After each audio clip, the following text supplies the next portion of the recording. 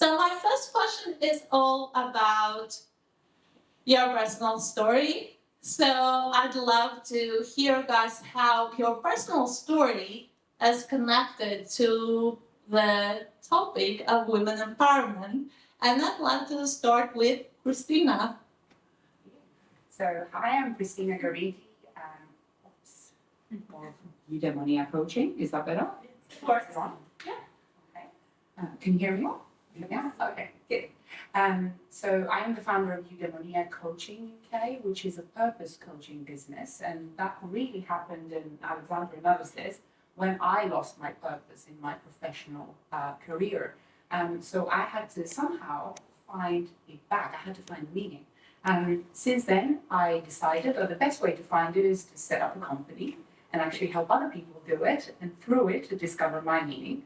And now I do help high-performing professionals in organizations to find their own purpose and align their career to it, because that's the hard part. And since then, of course, inevitably, I do support women in finding their voice and their confidence when they have to step up, especially in transitions.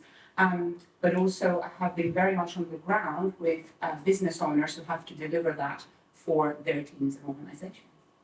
Amazing, amazing, lovely. So what about you, Eleni? So, hi everyone. I feel blessed to be here. Thanks to you, Alex. And my name is Eleni Kostakou, and I'm a empowerment leadership coach. I have a background in people development, coaching, culture, and people relations.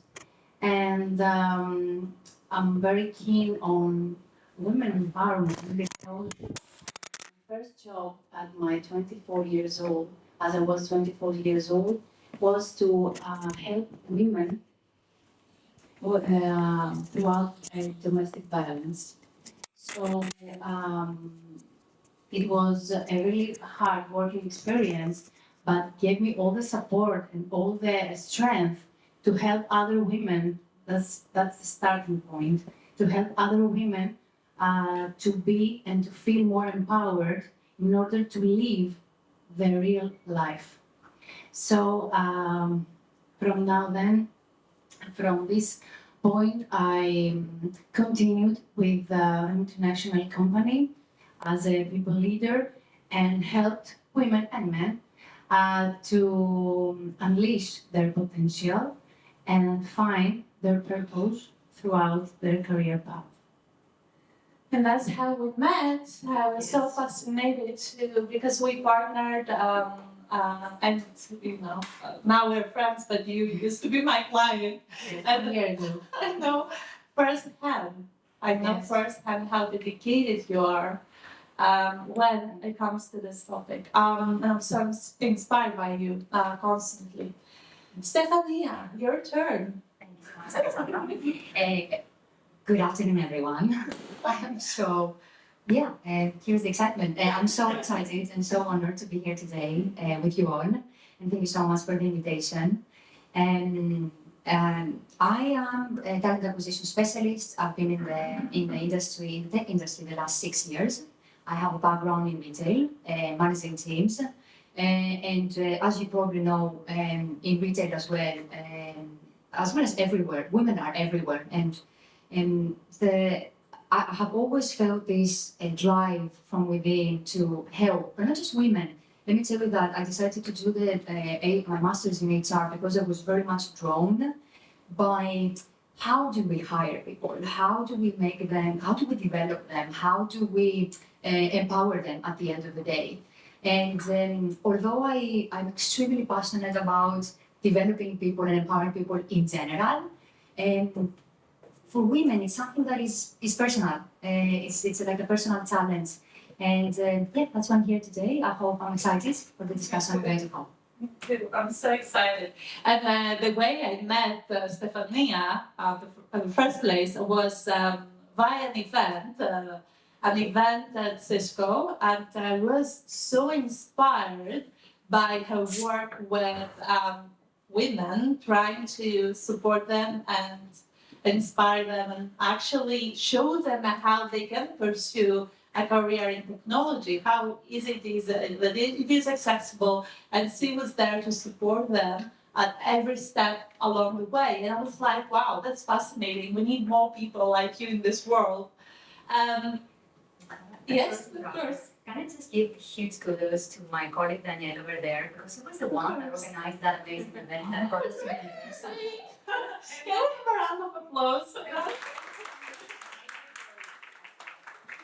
Very much a work and collaboration. it was we have an amazing team. Which I'll discuss more about. Absolutely. When everyone comes together, our manager as well, and we drive it all together. Wow, that's incredible. And I just want to say that honestly, this how the dots are always kind of connected, right? You get to meet a person first who then introduces you to another person, and then it goes like that.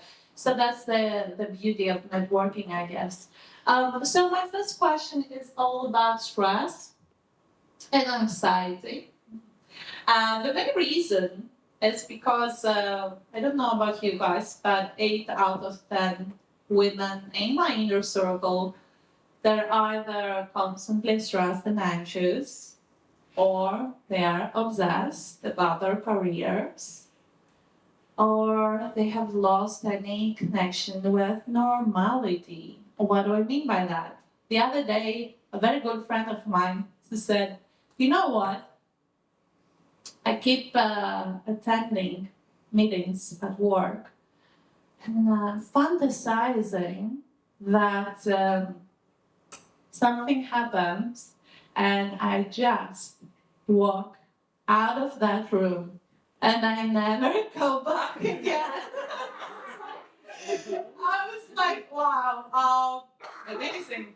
So I guess all I'm trying to say is that so many women, because of stress and anxiety, they tend to suppress those emotions or try to escape them or try to hide them and not acknowledge that they have those emotions.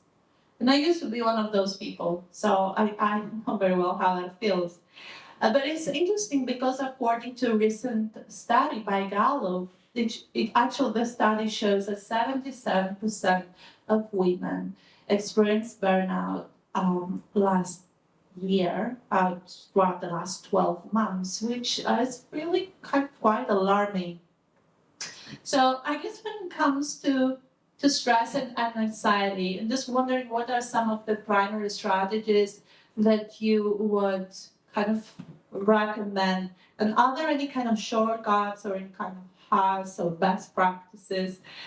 Christina, I know that this is your bread and butter, so let's get started with you. Yeah.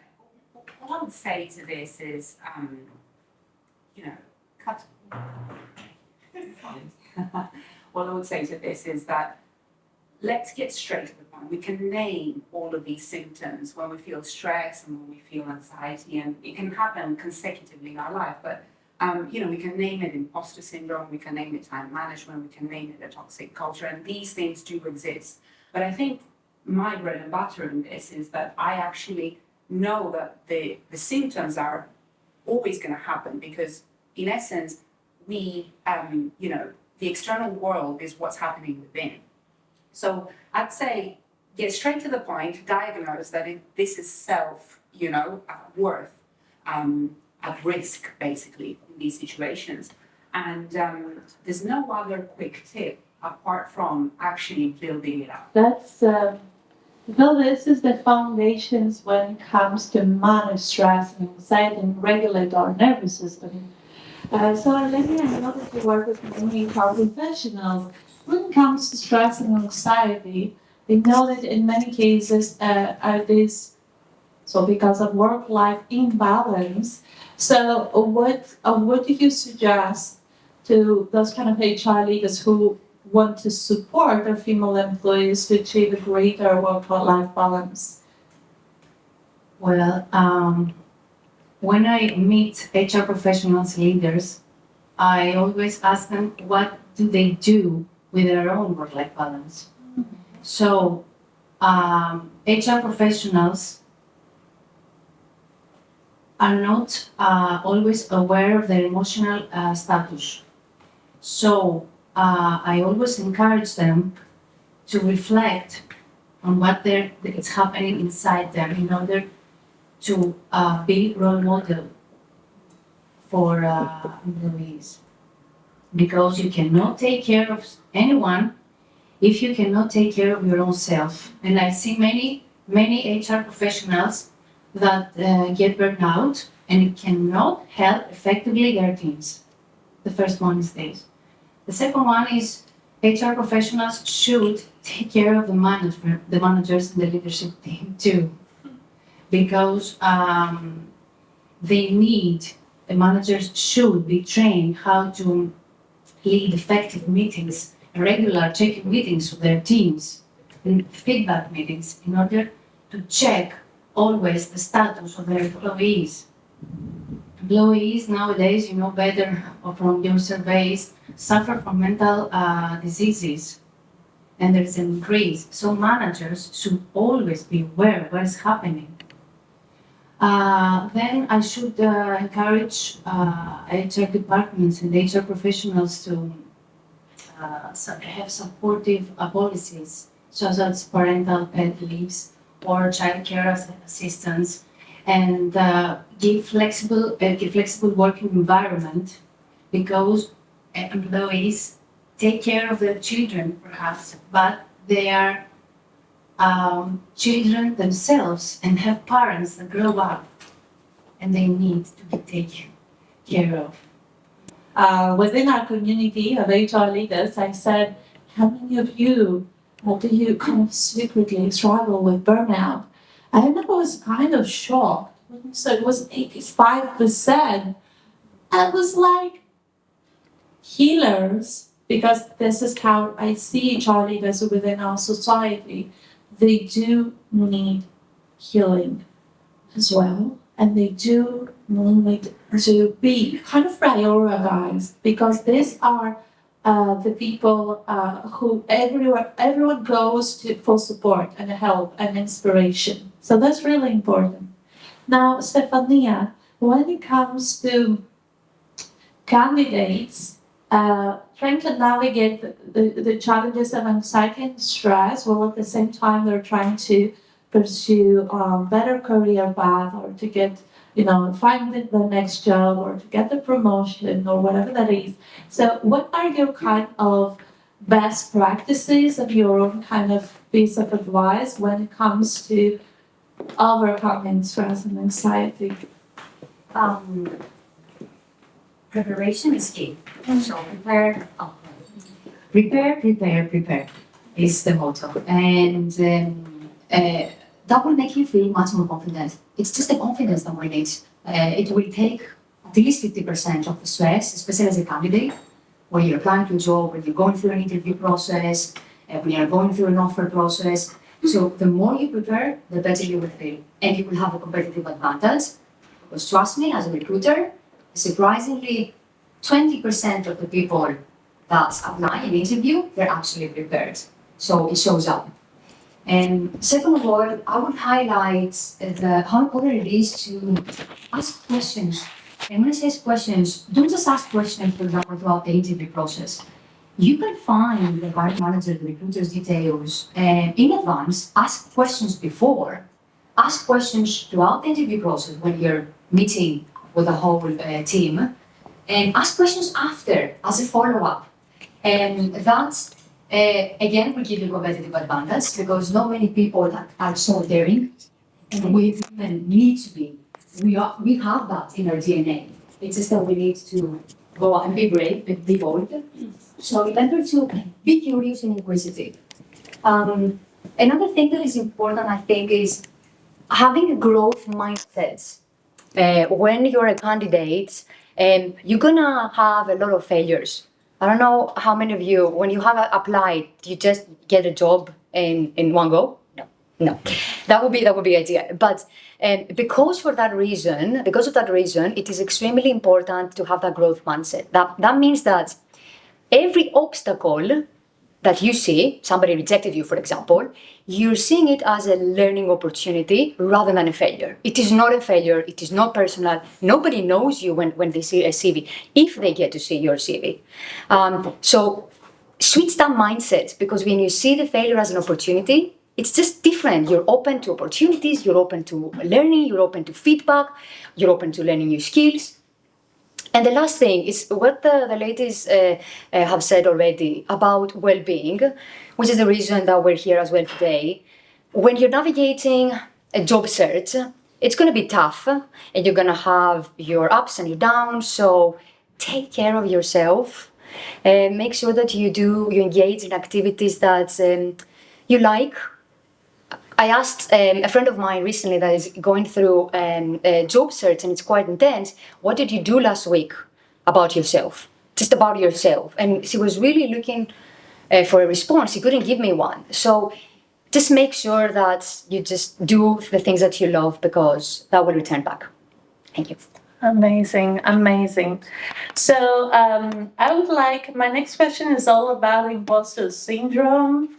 And now it's interesting because the other day I saw an interview, and I don't remember who was that kind of female influencer. She said, it's interesting that people always ask me if I feel like an imposter or if I'm struggling with imposter syndrome.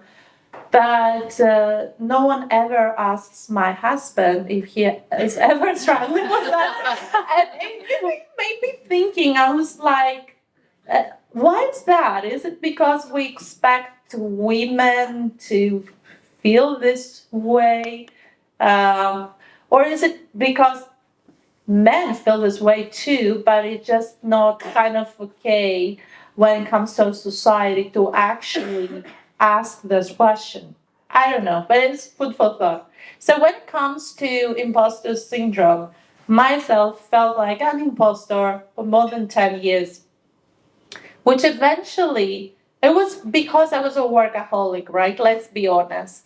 I was just that kind of person that didn't care about family and friends. I was kind of burning the midnight oil, working over the weekends, just not having any friends. But at the same time, I was working with like-minded people and for clients that I always wanted to work with. And then I was traveling the world and I was getting all those awards. So I was like, you know what? My life is great. My life is like a dream. So one day, like any other day, I just went to the office and I experienced a panic attack.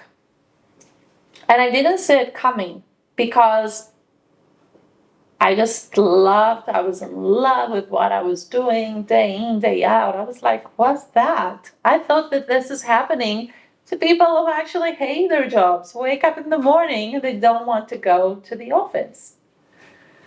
So here I was, in a therapist's office who actually said to me, you know what, you just put yourself under pressure for so many years, which was inevitable for you to actually eventually experience burnout. So that experience kind of changed my life.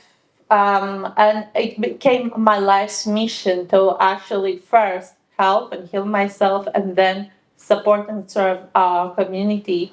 So my question when it comes to imposter syndrome, I guess, is all about kind of strategies. And Christina, are there any ways, because it's all about our self-limiting thoughts and beliefs at the end of the day, right?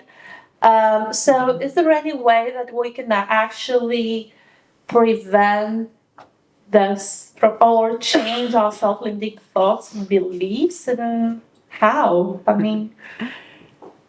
Yes, there is. Of course, you already mentioned, taking the first step to ask for help, which is either, and I'll start, with that actually, creating a team outside of our workspace, having family, having friends who are like-minded, not necessarily to give us career advice, because that's a tricky one, listening to your mom or your dad for career advice. You'll relate with me on that one. But a coach, perhaps a therapist, having friends who have similar career aspirations, and actually not do the gossiping, dump your complaints activity, but actually really share and stand on each other's shoulders and share the experience. This is what I did and it worked for me. How about, do you have somebody in your work who could do that? I think that's important to have that safe space back home. And another thing which is quite important in terms of the looking out is having friends at work. And I call them friends, but in reality, they could be mentors, they could be sponsors, and there's a subtle difference there, but also peers who you can actually sanity check things like, I felt this way, did you feel that too? And we need to have friends at work. Otherwise, our perception and our scenario just doesn't get validated. And we do need external validation. We need a little bit to compare scenarios and be able to find that support there. But I think ultimately to change our limiting beliefs, because we can't see them. There are limiting beliefs. We believe them, it's true, until somebody says, is that really true? We need to do the work. We need to take time out and time off to build this. And, nobody is going to give that to us. We need to take that time off. We need to, in between of jobs, in between, when you experience the panic attack, I know you took time off to take care of yourself and heal yourself, as you said. And an employer wouldn't pay for that. Nobody would, but we can do that regularly. And, it doesn't have to be necessarily a sabbatical, but we need to start and we need to nurture those relationships outside and most importantly, the relationship within. So I'll leave that there so that I can use it. I loved what you said, about sabbatical, because for me it was a mandatory kind of sabbatical. I wasn't allowed to go back to work after this incident for more than 6 months. But when it comes to that, I feel like even when you are in love and passionate, obsessed in a good way with your job, still, it's not okay to neglect your mental health and well-being. And that's what I've learned, and it took me some time to come to that realization.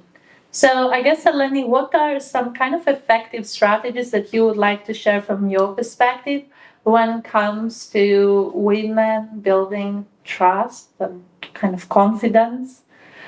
Any thoughts? Yes.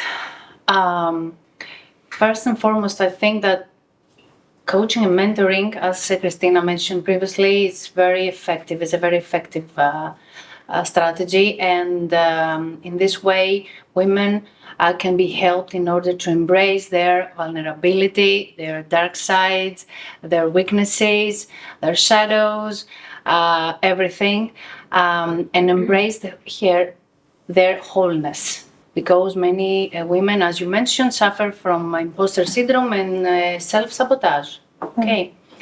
And secondly, I will mention the peer community, the peer networking, as Christina already mentioned, our golden network. I need women to be role models for me. And thanks God, I have a lot in my life and colleagues to check my sanity and to discuss the daily things that happens to everyone. And it's very crucial to share that it's normal, or perhaps if something doesn't make sense for everyone else, it makes sense for me and it's normal, and I can share it with my golden cycle.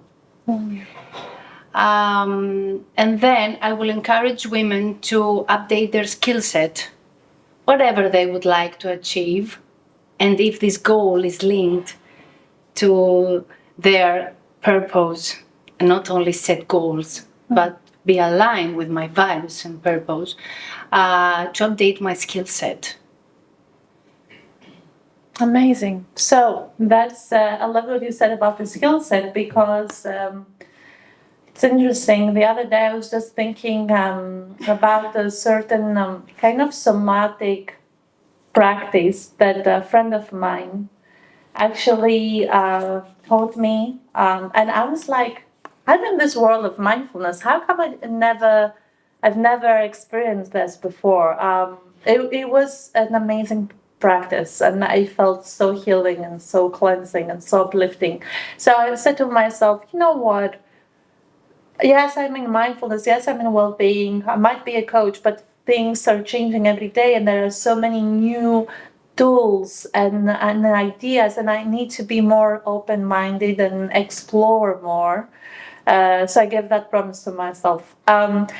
So Stefania, I guess when it comes to be confident, especially when it comes to women trying to navigate themselves, when it comes to, get to the next job, like, what do you suggest? Because there are so many challenges that they have to navigate, not only when it comes to their mental health, but also their emotional well-being. So what are the key kind of thoughts when it comes to boost confidence? We talked about mentorship and sponsorship, which I would actually like to touch on that. Thank you so much. First of all, just to define what a mentor is and what a sponsor is. A mentor is someone from your network. It could be from somebody that you know. It could be somebody that you go out and you ask. You never knew them before, but you can ask them, hey, can you be my mentor? You can find your mentor on your own ways. But mentor is somebody that can give you guidance, they can help you drive the learning and development. Whereas sponsor, and actually before I tell you what a sponsor is, I just want to ask, how many of you have a sponsor? No one? How many of you have a mentor? Okay, much better. I think we need to work on both. And if you ask me, having both is extremely important, and they're different. So mentor is somebody that can help you guide your career, they can give you the insightful tips and advice, they can connect you, they can expand your networks, they can be your ally, and you can find that person everywhere. It could be something at work or outside of work. Now, a sponsor is someone that knows very well your value. They are at your workplace. They know who you are. They know your work, and they will advocate for you when there is a room full of opportunities at work, when there is when the decision making is actually happening. So when, for example, there is decision making happening about your personal, your promotion or projects you're going to work on, your sponsor is going to be their advocate for you. It's going to be that voice. And normally a sponsor is somebody from senior leadership, it's a senior stakeholder. So we need to have both a mentor and a sponsor. And if you can expand, you don't have to have one mentor, for example. You can have one at work and you can find somebody else. Maybe you saw a post on LinkedIn, just go out there and say, hey, do you want to be my mentor? I actually admire your kind of thinking. So that would be my tip number one. Now, I just wanted to say that goal setting is also extremely important, and goal setting will help you have a specific structure and direction. Don't overdo it. Don't put too unreasonable goals. I don't know if you know this acronym SMART goals. Put SMART goal, which is like specific, measurable, achievable, time-oriented. That's it. It's like put goals that you can achieve them quickly, relatively. It's like small steps, because that will give you the sense of a quick win. And that will build your confidence, and you're gonna move and you're gonna hit the next one, hit the next one. And one final thought on imposter syndrome. I'm not sure how you're gonna all feel about this, but I do want to share it because it puts some question marks. And I always felt that I have imposter syndrome myself, right? I'm pretty sure everyone, all women, I don't know, maybe everyone. So the thing is, I heard this lady, she's an entrepreneur and a CEO. She's in the real estate industry. And what she said, she's extremely successful, what she said is that, what if we embrace imposter syndrome? In what way? So she said, precisely, do you have imposter syndrome? Good for you. Why? Because that will help you try a little bit harder, not more, not in time, but harder. Maybe you work on the quality, as you mentioned earlier, and you will work harder from your next one. And in that trying is where we build our confidence. So maybe, I don't know, this is just food for thought. could we embrace imposter syndrome in a way that we realize that sometimes our insecurity can actually get us out of the comfort zone, and this is where we grow the most. Beautiful. Nice. Wow, very inspiring. And I've never seen imposter syndrome from this angle. It seems like it can be a starting point when it comes to build a growth mindset, and I love it. So when it comes to growth mindset, that actually leads me to my next question, which is all about human kind of flourishing and how we can grow. So I guess that's, my next question is for you, Christina. So what do you think about what are the best ways we can actually supercharge our personal and professional growth? Beautiful question. I think what Eleni mentioned about the holistic aspect, that I think for me at least, and from my experience, there is, I deal with authenticity. So what happens when people go to work? Somehow, maybe they feel they have to leave parts of themselves out. And I'm not an advocate of bring all of it, like turn up with your pajamas at work. No, I'm not saying that, although we are almost doing that remotely. No, not that, but I think being able to be authentically, fully present at work is important, if we choose to, because that's another thing. We don't all want to, and we don't have to be forced to do that. But I think in terms of charging ourselves and recharging ourselves and actually being flourishing at work, we need to be able to realize the majority of our potential that's work-related at work. Now, if there's parts of us, motherhood, womanhood, wanting to be an inner child in certain environments, right? That's also allowed. And we might be multi-passionate, we might be career-oriented. We don't need to be someone when we walk through the door that we are not us. And I think that's where the imposter syndrome narrative comes as well, when we are not allowed to be who we want to be at work, or when we don't feel we are allowed to be who we want to be at work. We're having a conversation with somebody from the ground around, I couldn't say the truth at work, which is always, and I can see value of truth right there, right? And I cannot do that at work. And I hear that. So I'd say human flourishing requires us to know who we are, and choosing whether we can be authentic at work if it's safe. I'm not saying go and be yourself when it's not safe to be at work, but being able to systematically know, okay, these are my values, this is how I want to choose to work and be at work, and actually realizing that it's okay to have shortcomings, to be imperfect in that situation. Because I think there is the narrative of being perfectly balanced, and I think if it stresses us out, then it's counterproductive, like, oh, we need to have perfect balance in my life. No, actually, it can be imperfect balance at work, and that's also okay. So I think I probably want to kind of leave it there. Amazing.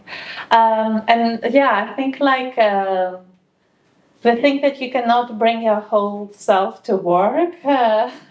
Yes, I wish we could, right? But yes, it's what you've said. It's important it's not always to available. to choose which parts we would like to bring and introduce. Definitely. So, Eleni, I guess the next question is all about women, at work, and I know that you are amazing when it comes to helping women to set more realistic kind of goals, kind of achievable goals. So you're great when it comes to goal setting. So my question to you is we know that success is constantly feels like a moving target. So it's all the next and the next and the next kind of thing. So what do you suggest, and how do you advise women to, move towards the right path when it comes to goal setting? Great. My first thought is, and my first action, question to you is, what is the definition of success for every woman? So if my definition is to have more money, or to have more time, or to have more stronger networking, or etc., it's very personal. So I need firstly to realize what is my definition of success. Okay, this is the first part. The second part is to have all the coping mechanisms. I found all my coping mechanisms to embrace, as I said before, all this vulnerability that I have as a human being, not only human doing. And another thing, and it's very similar to what Christina said, is her mission, is to have design your career purpose. If you have found your purpose, then your goals, as I said before, can be easily aligned with this. So the challenge gets smaller, and we navigate challenges easily, and we take decisions easily. So first one is the definition of success. Secondly is to find my career purpose. And third, and I say it for the third time, is to have a golden supportive network. Either friends, family, and my environment, your personal or career environment. To have people to stand up. Wow, I love that. And I think I love what you've said about the definition of success. So what does success means to me? Doesn't need to be the same with your definition, right? So I remember myself back in 2018 when I used to work as a PR strategist, and on the outside world I was killing it and I was going above and beyond and I was that kind of workaholic, but I was in love with that, and that's okay. But back then I wasn't happy, and then and only now in retrospect I can tell that my definition of success back then was totally wrong, was someone else's kind of idea of what success means. And then, when I resigned, and for the next 2 years, I just started organizing retreats all over the world. And, being a kind of a mindfulness coach and a yoga teacher, I didn't earn as much as before, but I was, those 2 years, honestly, I was the happiest person I've ever been in my life. And if you ask me now in retrospect, yes, back then I was so happy and so much aligned with my true purpose. So I love that you highlighted the importance of that, Eleni. We do need to ask the right questions to ourselves. What does success mean to each and every one of us? And it should be based on our own standards, right? So, Stefania, I'd love to hear your thoughts on this topic as well. And especially from our recruiters, from a HR leaders kind of perspective. I think Christina and Eleni have highlighted the most important questions that we need to be asking ourselves. I don't want to repeat myself on that, but I just want to add potentially one more thing, and that has to do with when you ask and you measure your success, when you put your goals, when you prioritize what you want to do, give yourself permission to fail. That is extremely important. Failure is part of the game, and that way you're not going to be disappointed if you're not going to have a successful day, a successful year, And I'm going to use another quote that actually Taylor Swift said. I know everyone knows Taylor Swift. And to be fair, Taylor Swift is honestly the definition potentially of women empowerment. So her network, what she's doing about herself, how dynamic she is, the success that she's having, that she has built on her own from scratch, saying no's and everything. So we definitely need to learn from her. But I remember she said that out of all she had hundreds and thousands dump ideas. when she was making music, dumb ideas. And the thing is that out of those dumb ideas, she eventually got to the good ones, the ones that had the biggest success. And so that's what I mean, give yourself permission to failure. Failure was part of it. If you see that failure as while you're doing the goal setting and or not having a success as, I'm expecting it, you're going to have to just deal differently with it. It's a switched mindset. Wow, nice. And I love that you used that example of Taylor Swift because I'm one of her biggest fans. You too? Oh my God, that's so cool. So I guess that leads us to the last question, and then of course we'll let you guys ask any questions you like.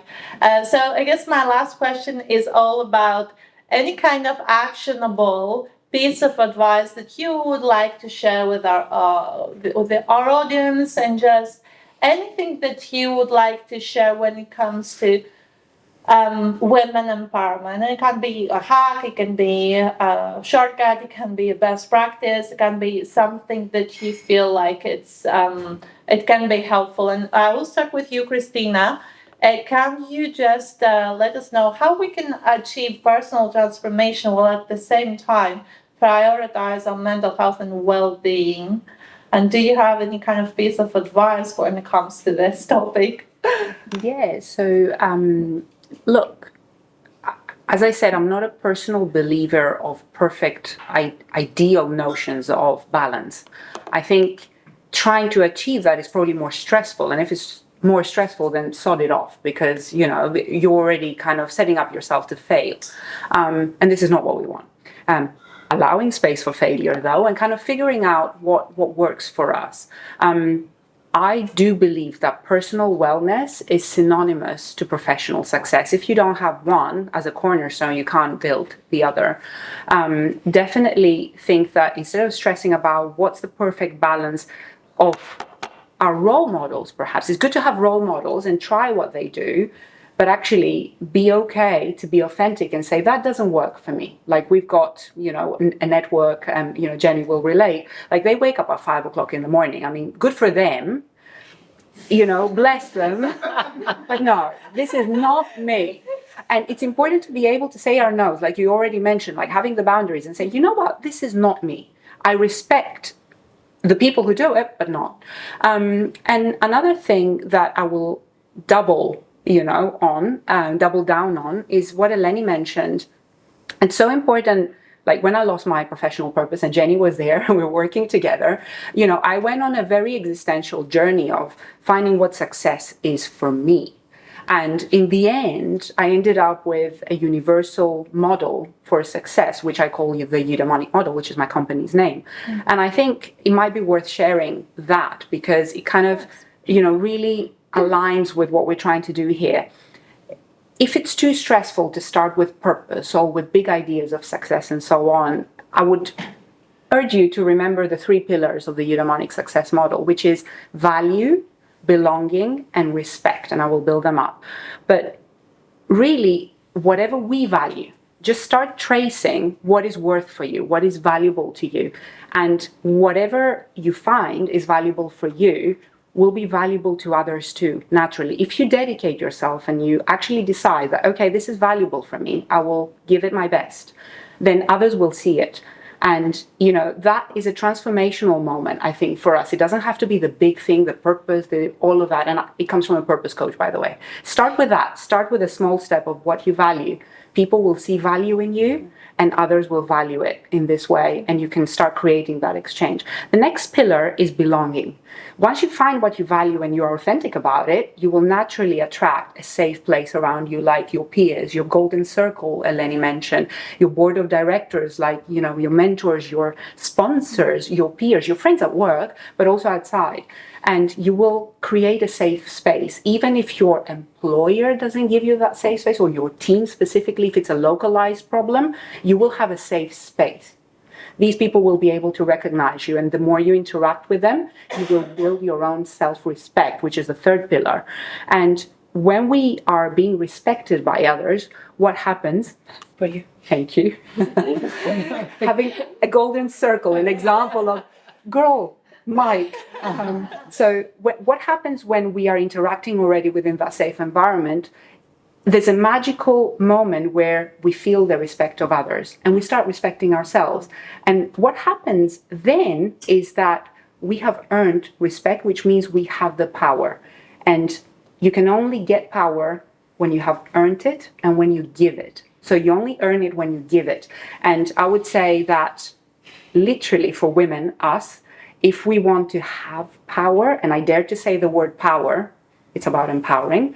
We need to empower others. So when we're given it, we have to use it fully. Because if we don't use it, we will not disempower only us, we will disempower others around us within that safe circle who have trusted us and have given us safety. So that's what I would say about. Amazing, Christina. And I loved what you've said about, waking up at 5 o'clock in the morning. I was just thinking to myself, I was such a victim. Honestly, I will confess. 5 a.m. club, right? I've been a victim. I've done that too. The hustling and grinding culture that, you know what, wake up at 5 and do this and do that. And just, oh my God. Your model makes sense, and it can help. It can make such a huge difference. So, Eleni, when it comes to navigating professional challenges ourselves as women, what do you suggest us doing when it comes to self-care practices or well-being practices? And I know that you are almost a guru when it comes to this topic, so I'd love to hear your thoughts. I will recommend firstly to give more self-compassion, to have more self-compassion, because we all have these dark, gray days every day, and perhaps in the same day we have many dark times and bright times. We should embrace all this kind of rainbows or not, such as I said before. So self-compassion for me is to stand up alone, be mindful, and feel all the emotions that come up perhaps during a challenge, during a working day, and feel them in order to heal them. Because if we resist, I have seen it in my own experience, if I resist because I have a meeting or I have a session or I have to be very happy because I have to facilitate a workshop, I cannot be authentic. I have to write down something, to give it space, to honor, because they came up for a reason.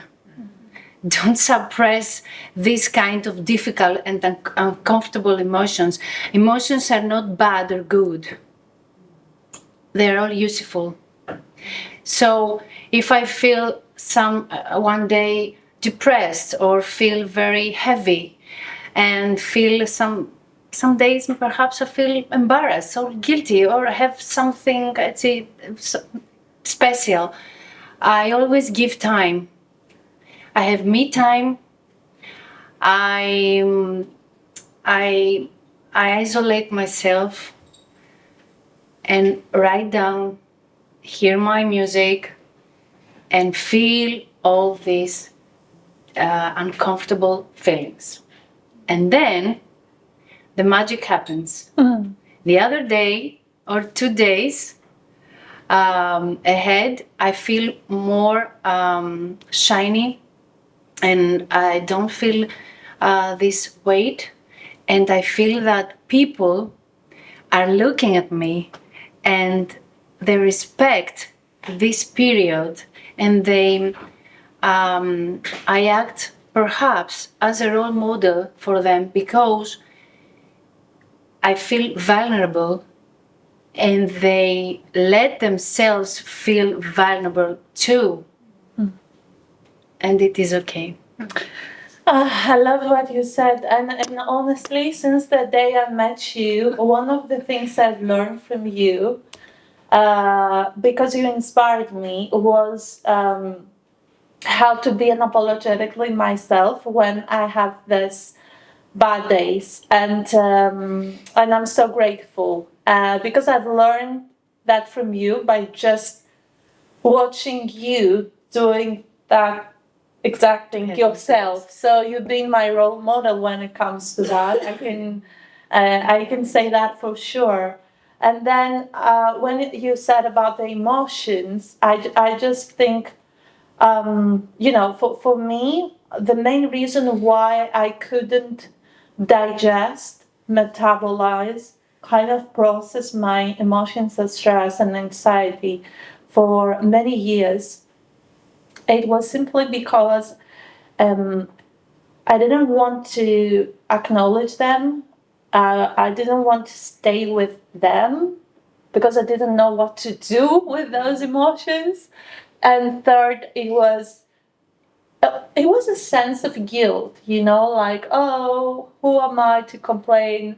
Oh, why should I feel this way? Look how many other people are not that privileged as I am. And I had this kind of inner dialogue. Yes, and the self-limiting thoughts and beliefs eventually. So it's so important to find eventually, and that's what I've learned, is to find the right tools that can help you to navigate those emotions and digest those emotions. And let me tell you, those tools are not the same for everyone.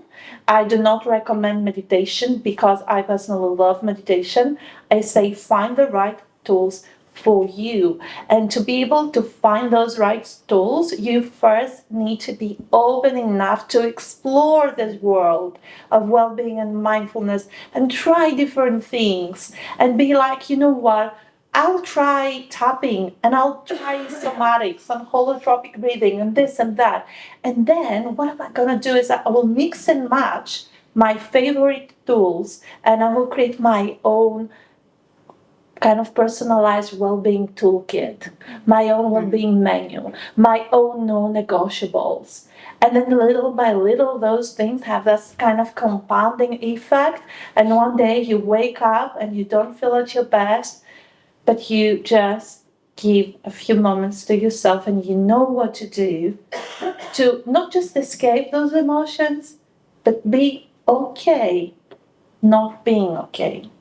And that's the beauty of mindfulness. Anyway, Stefania, last question for you. It's all about how do you recommend us to align our purpose with our kind of career path? And is this doable? And is there a way we can make it happen?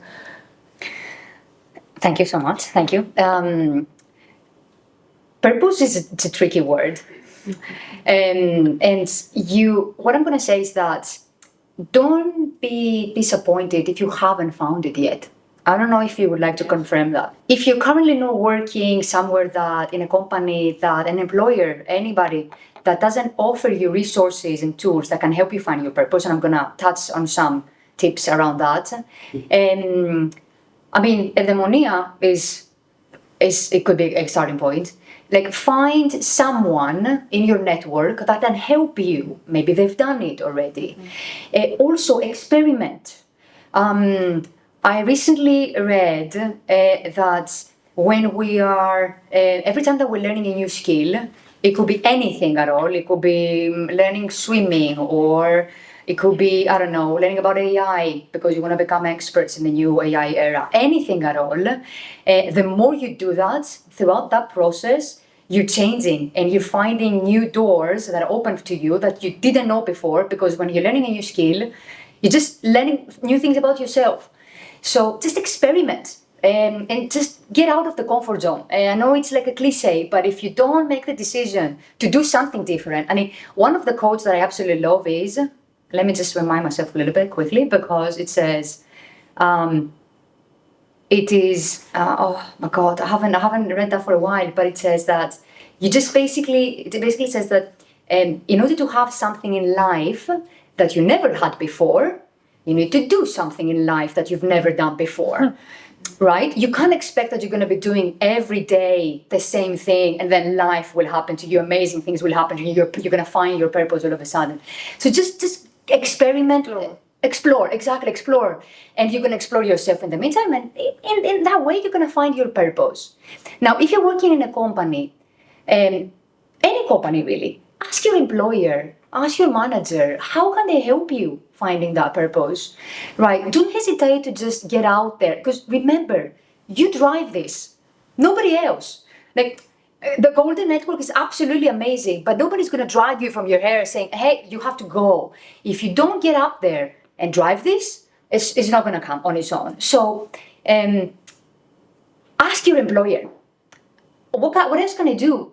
What other paths can I take?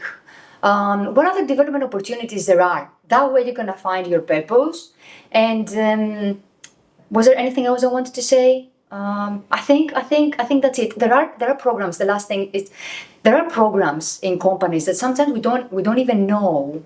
At Cisco, where I work with, we have a lot of programs that actually support finding your instinctive drives. You do assessments, and it's something paid. This is something that if you're in HR and you're interested, you can. First of all, let's connect. I can provide more information about this and details, but you can find ways for your employees to find their own instinctive, what drives them, what gets them going, what gets them excited. So yeah, just remember to leverage whatever you have with your employer. Amazing.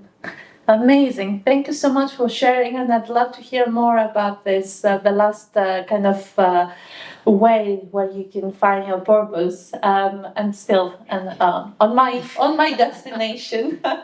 So I want to say that I know that we covered quite a lot already, right?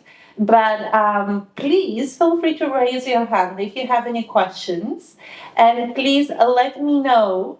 Maria, maybe we'll need the microphone. And maybe just let us know who would you like to ask that question. So anyone, raise your hand.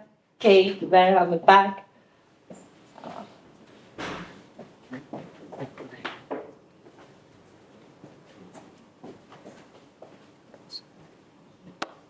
Hi, I'm Kate. I work for a global retailer.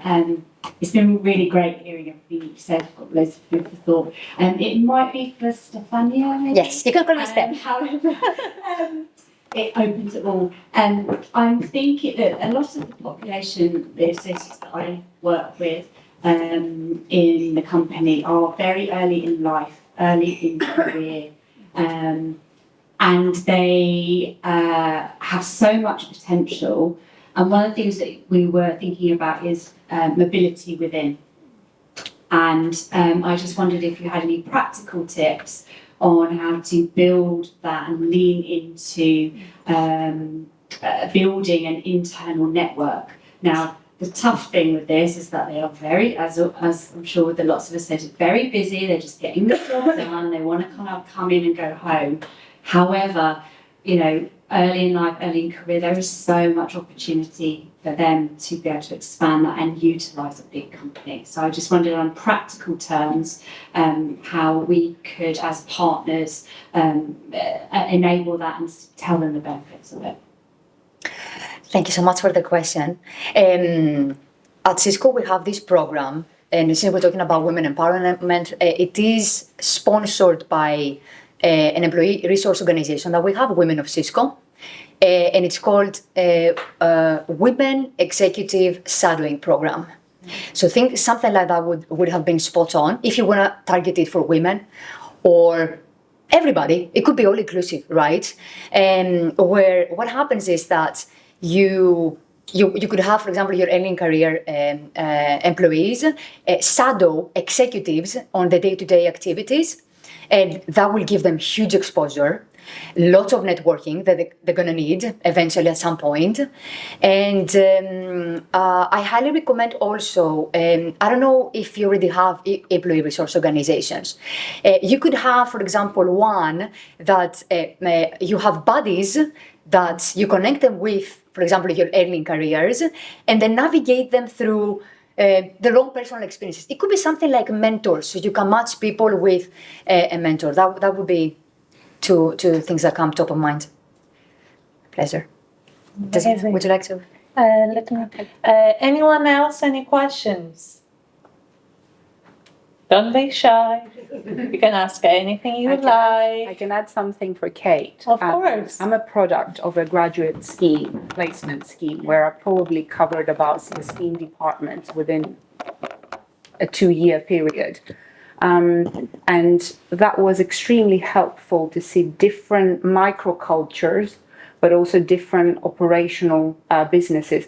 Obviously, extremely, resource needing, operation within an organization. But I don't know how big or small you are, if you're a massive corporation like Cisco or a smaller one. So you probably can convince, the right senior leadership and, share. The cost center part is a little bit interesting. So they were fighting quite a bit. So you may have to navigate that as well.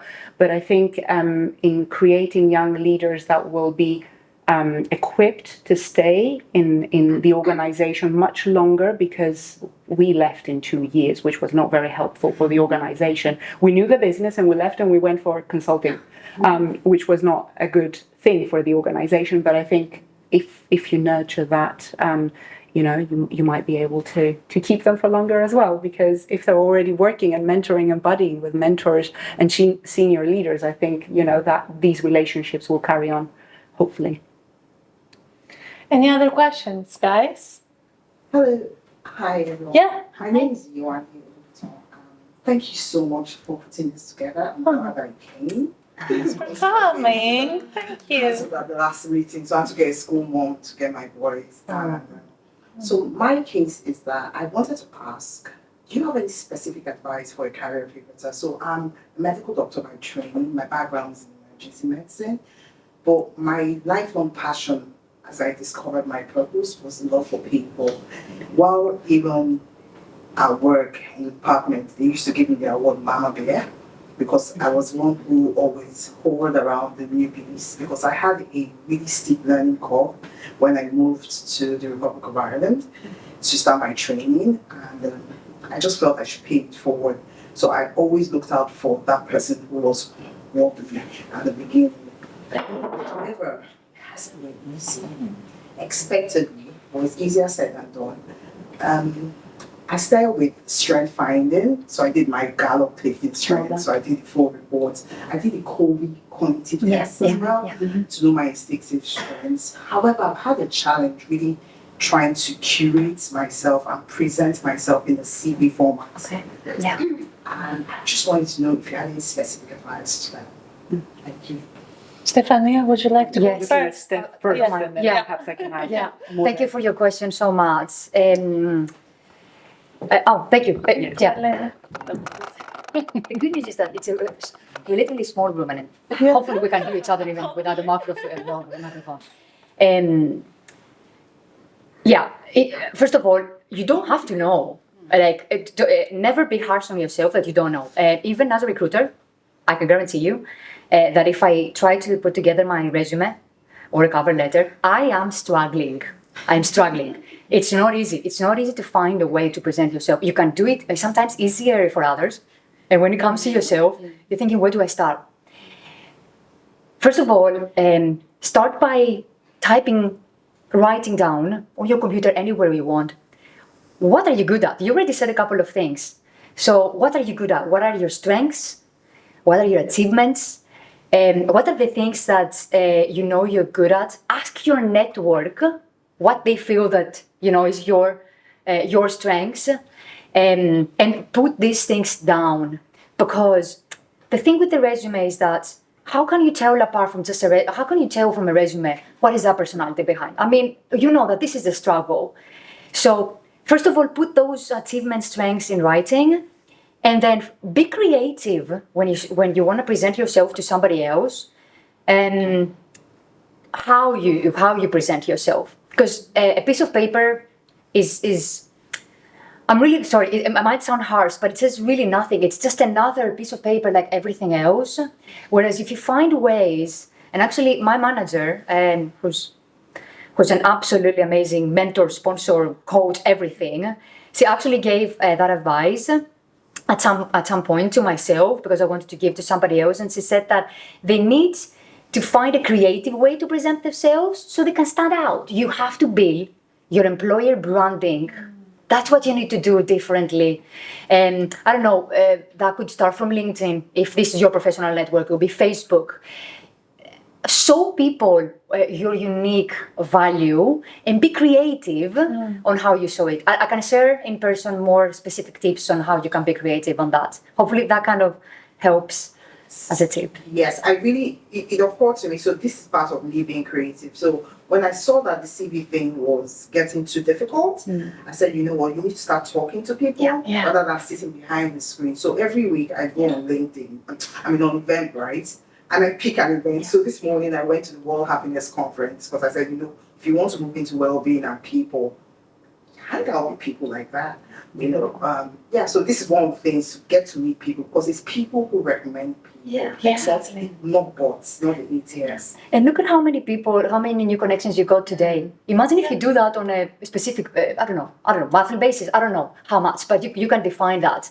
It's a multiplier effect. And also, you're going to meet people from different backgrounds, which is the goal, because each background has to tell you something different story. And it's interesting because that's how we met. I went on a networking experience. I just saw her on stage.